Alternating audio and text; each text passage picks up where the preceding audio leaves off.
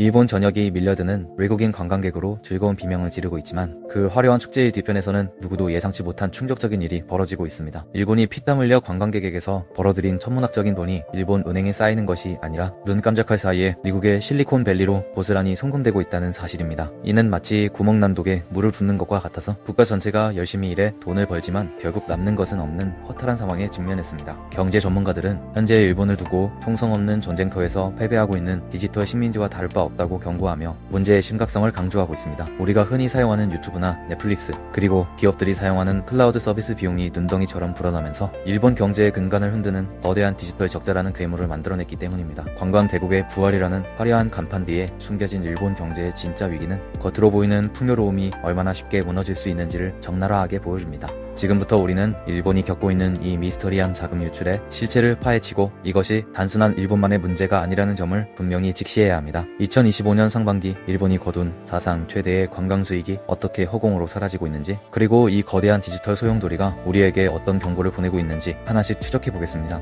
이것은 단순한 경제 뉴스가 아니라 디지털 시대를 살아가는 우리가 반드시 알아야 할 생존의 기록입니다. 2025년 상반기 일본은 역사적인 엔저 현상을 기회로 삼아 전세계 관광객을 끌어모으며 약 34조 원이라는 엄청난 돈을 벌어들였습니다. 도쿄와 오사카의 거리는 외국인들로 가득 찼고 호텔과 식당은 예약조차 잡기 힘들 정도로 호황을 누리며 일본 경제가 다시 살아나는 듯한 희망을 보여주었습니다. 하지만 이 엄청난 흑자의 기쁨은 그리 오래가지 못했는데 벌어들인 돈의 거의 전부인 약 3조 5천억 엔이 디지털 서비스 이용료라는 명목으로 해외로 빠져나갔기 때문입니다. 관광 수입으로 벌어들인 돈과 해외로 빠져나간 디지털 비용이 거의 비슷한 규모라는 사실은 일본 경제가 실질적으로 손에 쥐는 돈이 거의 없다는 충격적인 현실을 의미합니다. 마치 월급을 많이 받아도 비싼 월세와 관리비로 다 나가버려 통장이 텅 비는 것과 같은 이 현상은 일본이 자랑하던 관광 산업의 성과를 무색하게 만들고 있습니다. 일본 정부와 국민들은 사상 최대의 관광객 유치라는 기록적인 성과를 달성하고도 정작 국가의 부는 늘어나지 않는 기이한 딜레마에 빠져 당혹감을 감추지 못하고 있습니다. 더욱 우려스러운 점은 이러한 디지털 적자의 규모가 일시적인 현상이 아니라 해마다 무섭게 불어나고 있다는 점입니다. 관광객이 늘어나서 버는 돈의 속도보다 일본 사회가 디지털화되면서 지불해야 하는 비용의 증가 속도가 훨씬 빠르기 때문에 앞으로의 상황은 더욱 비관적입니다. 결국 일본은 열심히 손님을 맞이하여 돈을 벌지만 그 돈은 잠시 스쳐 지나갈 뿐 최종적으로는 미국의 거대 기술 기업들의 배만 불려주는 안타까운 구조 속에 갇혀버린 것입니다. 그렇다면 일본이 벌어들인 돈을 블랙홀처럼 빨아들이는 디지털 적자의 정체는 과연 무엇인지 우리 일상 속의 예시를 통해 쉽게 이해해볼 필요가 있습니다. 우리가 집에서 편하게 보는 넷플릭스 구독료, 유튜브 프리미엄 결제 비용, 아이폰에서 유료 앱을 다운로드할 때 내는 돈들이 모두 여기에 해당합니다. 일본 사람들이 일본 내에서 엔화로 결제한다고 생각하지만 이 서비스들의 주인은 대부분 미국 기업이기 때문에 결국 이 돈은 달러로 환산되어 미국 본사로 송금되는 구조입니다. 과거에는 자동차나 TV 같은 물건을 만들어 수출하는 것이 무역의 중심이었지만 이제는 눈에 보이지 않는 디지털 서비스가 전 세계 경제를 지배하는 핵심 자원이 되었습니다. 기업들이 업무를 위해 사용하는 아마존이나 마이크로소프트의 클라우드 서버 비용, 각종 소프트웨어 사용료 또한 막대한 디지털 적자의 원인이 되고 있습니다. 제조와 무역 강국이었던 일본이 시대가 변하면서 데이터와 플랫폼이라는 새로운 무역 전쟁터에서는 힘을 쓰지 못하고 일방적으로 돈을 지불하는 소비자로 전락한 것입니다. 이러한 구조적 덫은 개인의 소비를 넘어 국가 전체의 산업 경쟁력까지 위협하고 있는데 일본 기업들이 디지털 전환을 서두를수록 해외 기업에 지불해야 하는 비용도 덩달아 폭증하기 때문입니다. 마치 수도꼭지를 틀면 수도 요금을 내야 하듯이 디지털 서비스를 이용할 때마다 꼬박꼬박 해외로 돈이 빠져나가는 구조는 일본 경제의 발목을 잡는 거대한 족쇄가 되었습니다. 디지털 기술이 발전할수록 삶은 편리해지지만 그 편리함의 대가로 국부가 유출되는 이 아이러니한 상황이 바로 디지털 적자의 본질입니다. 일본 경제를 짓누르는 디지털 적자의 증가 속도는 단순한 우려를 넘어 공포스러운 수준으로 치닫고 있는데 이는 마치 브레이크 고장난 기관차처럼 멈출 기미를 보이지 않고 있습니다. 불과 10년 전인 2014년만 해도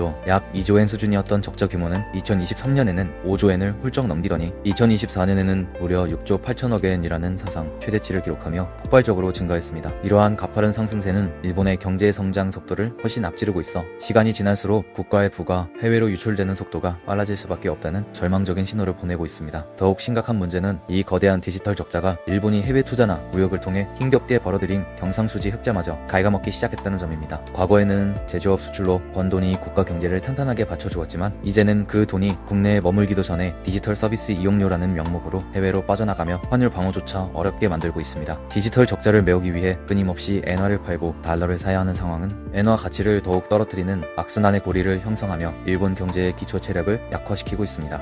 전문가들은 지금과 같은 추세가 계속된다면 머지않아 디지털 적자가 일본의 서비스 수지 전체를 잠식해버리는 최악의 시나리오가 현실화될 수 있다고 강력하게 경고합니다. 이는 일본이 아무리 자동차를 많이 팔고 관광객을 유치해도 디지털 식민지라는 구조적 굴레를 벗어나지 못하는 한미 빠진 독에 물 붓기 쉽게 경제활동을 반복할 수밖에 없음을 의미합니다. 눈에 보이지 않는 디지털 비용이 실물 경제 전체를 뒤흔드는 이 상황은 기술 주권을 잃어버린 국가가 겪어야 할 혹독한 대가를 생생하게 보여주고 있습니다. 발등에 불이 떨어진 일본 정부는 2024년에 들어서야 사태의 심각성을 인지하고 해외 빅테크 기업에 대한 과도한 의존도를 줄이기 위한 국가적 차원의 대책 마련에 서둘러 착수했습니다. 일본 정부는 공공기관과 기업들이 사용하는 클라우드나 소프트웨어 비용 구조를 투명하게 관리하고 특정 해외 기업에 종속되는 현상을 막기 위해 국산 소프트웨어 도입을 장려하겠다는 계획을 발표했습니다. 늦었지만 지금이라도 디지털 분야에서 스스로 돈을 벌 수 있는 자생력을 키우지 않으면 영원히 해외 기술 기업의 하청 국가로 전락할 수 있다는 위기감이 작용한 결과입니다. 하지만 이러한 정부의 야심찬 계획에도 불구하고 전문가들은 무너진 디지털 생태계를 복구하는 데에는 상당한 시간이 걸릴 수밖에 없다며 냉정한 전망을 내놓고 있습니다. 디지털 산업은 하루아침에 공장을 짓듯 만들 수 있는 것이 아니라 오랜 시간 축적된 기술력과 창의적인 인재가 필수적인데 일본은 이미 잃어버린 30년 동안 이 골든타임을 놓쳐버렸기 때문입니다. 인력 양성과 스타트업 육성을 통해 체질을 개선하려 노력하고 있지만 이미 시장을 장악한 미국 빅테크 기업들의 아성을 넘기에는 현실적인 장벽이 너무나 높고 견고해 보입니다. 흥미로운 점은 일본이 이 위기를 타개하기 위해 벤치마킹 대상으로 삼은 국가가 바로 옆나라 한국이라는 사실인데 이는 한국이 디지털 적자 문제에 비교적 잘 대응하고 있다고 판단했기 때문입니다. 일본은 한국이 어떻게 자국 플랫폼을 지켜내고 콘텐츠 산업을 통해 해외 수익을 창출하는지 분석하며 해결책을 찾으려 하지만 양국의 산업 구조와 디지털 문화가 근본적으로 다르기에 이를 그대로 적용하기란 쉽지 않습니다. 일본의 뒤늦은 추격전이 과연 거대한 디지털 적자의 파도를 막아낼 반파제가 될 수 있을지 전 세계가 일본의 행보를 주목하고 있습니다. 한국과 일본의 인구 차이는 고작 2배 정도지만 디지털 적자의 규모는 무려 20배 가까이 차이가 난다는 사실은 미스터리에 가깝습니다. 단순히 사람이 많아서 적자가 큰 것이 아니라 돈을 버는 근본적인 산업 구조 자체가 다르기 때문입니다. 한국은 일본과 달리 디지털 시장에서 일방적으로 돈을 쓰기만 하는 것이 아니라 동시에 돈을 벌어들이는 공급자 역할을 하고 있습니다. 이러한 극적인 차이를 만든 결정적인 1등 공신은 바로 우리 손에 들려있는 삼성전자의 갤럭시 스마트폰이라고 해도 과언이 아닙니다. 삼성은 구글의 앱들을 스마트폰에 기본적으로 설치해주는 대가로 막대한 트래픽 비용을 받아내는데 이것이 일종의 통행세 역할을 톡톡히 하고 있습니다. 미국 빅테크 기업에 돈을 주기만 하는 일본과 달리 한국은 하드웨어 경쟁력을 무기로 그들로부터 오히려 돈을 받아내는 영리한 수익 구조를 가지고 있는 셈입니다. 또한 전세계를 강타한 K-팝과 한국 드라마 열풍 역시 달러가 해외로 빠져나가는 것을 막아주는 든든한 방파제 역할을 수행하고 있습니다.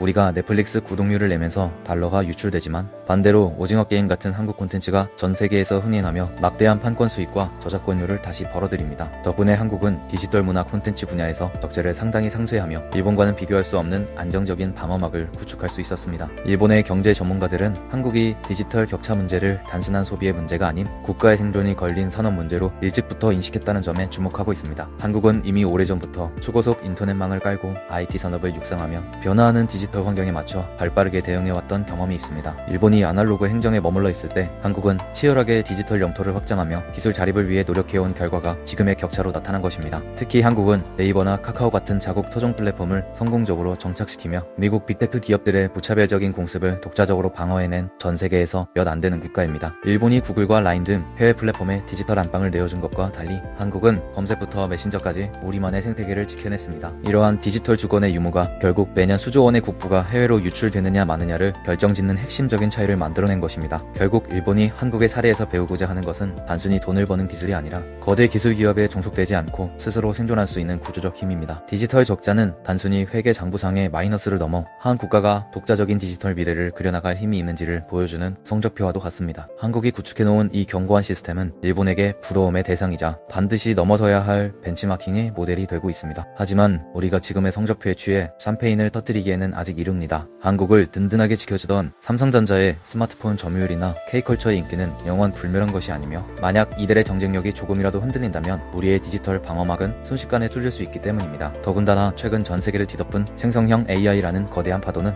한국의 디지털 경제에 새로운 위기 신호를 보내며 잠재되어 있던 적자의 뇌관을 건드리고 있습니다. 놀랍게도 챗GPT와 같은 생성형 AI 서비스의 국가별 매출 순위에서 한국은 미국에 이어 세계 2위를 차지했는데 이는 우리가 생각하는 것보다 훨씬 심각한 상황을 암시합니다. 한국인들의 빠른 신기술 수용 능력과 높은 교육열이 역설적으로 해외 AI 기업들에게 막대한 사용료를 지불하는 결과로 이어지고 있는 것입니다. 우리가 업무 효율을 높이고 학습을 위해 AI를 더 많이 사용할수록 그 대가로 지불되는 달러는 썰물처럼 해외로 빠져나가고 있습니다. 이것은 마치 가랑비에 옷 젖는 줄 모르는 것과 같아서 개개인이 결제하는 몇만 원의 구독료가 모여 국가 전체적으로는 감당하기 힘든 천문학적인 자금 유출을 만들어냅니다. 제조업이나 콘텐츠 수출로 아무리 돈을 벌어와도 AI 시대의 필수제가 되어버린 이 지능형 서비스에 대한 의존도를 낮추지 못한다면 결국 밑 빠진 독이 될 수밖에 없습니다. 지금 당장은 흑자일지 몰라도 다가오는 미래에는 한국 또한 일본이 겪고 있는 디지털 식민지의 악몽에서 자유로울 수 없다는 서늘한 경고가 들려오고 있습니다. 이제 우리에게 필요한 것은 눈앞의 콘텐츠 흥행에 일희일비하는 것이 아니라 국가 산업의 체질을 근본적으로 바꾸는 대수술입니다. 전문가들은 한국이 지금처럼 소비자에게 드라마나 음악을 파는 BC 방식에만 머물러서는 거대 빅테크 기업들과의 전쟁에서 승리하기 어렵다고 입을 모읍니다.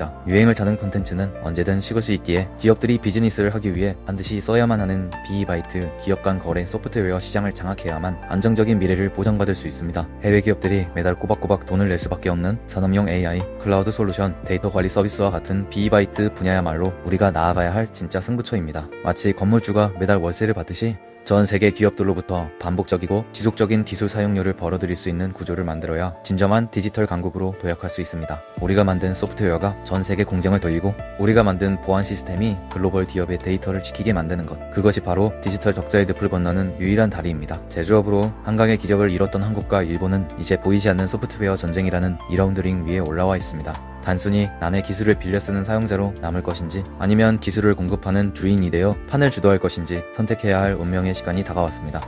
디지털 적자 제로를 향한 이 치열한 생존 게임에서 승리하기 위해 우리는 지금 당장 뼈를 깎는 혁신과 투자를 시작해야만 합니다. 이 영상은 일본이 겪고 있는 유례없는 경제적 딜레마를 통해 기술 패권 시대의 냉혹한 현실을 우리에게 적나라하게 보여주었습니다. 영상에서 언급된 일본의 2025년 상반기 여행 수지, 흑자 규모와 디지털 적자 규모가 거의 일치한다는 점, 그리고 한국이 챗GPT 모바일 매출에서 세계 최상위권을 기록하고 있다는 점은 모두 실제 통계에 기반한 서늘한 팩트입니다. 이는 단순히 옆나라의 불행이 아니라 디지털 전환기에 제대로 대응하지 못한 국가가 어떤 대가를 치르게 되는지를 보여주는 명백한 증거이기도 합니다. 우리는 일본의 사례를 타산지석 삼아 디지털 주권이 없으면 아무리 열심히 물건을 팔고 관광객을 유치해도 결국 기술 강대국의 하청 국가로 전락할 수밖에 없음을 뼈저리게 깨달아야 합니다. 지금 우리가 누리고 있는 상대적인 우위는 영원한 것이 아니며 AI라는 거대한 변화 앞에서 언제든지 뒤집힐 수 있는 위태로운 성과일지도 모릅니다. 오늘 살펴본 이 이야기가 여러분에게 단순한 경제 지식을 넘어 다가올 미래를 준비하는 날카로운 통찰이 되었기를 바랍니다. 디지털 경제 전쟁의 최전선에서 벌어지는 생생한 이야기와 우리가 반드시 알아야 할 생존 전략을 더 깊이 있게 확인하고 싶다면 지금 바로 구독과 좋아요 그리고 알림 설정까지 부탁드립니다. 여러분의 작은 관심이 더 나은 대한민국 경제의 미래를 만드는 큰 힘이 됩니다. 시청해주셔서 감사합니다.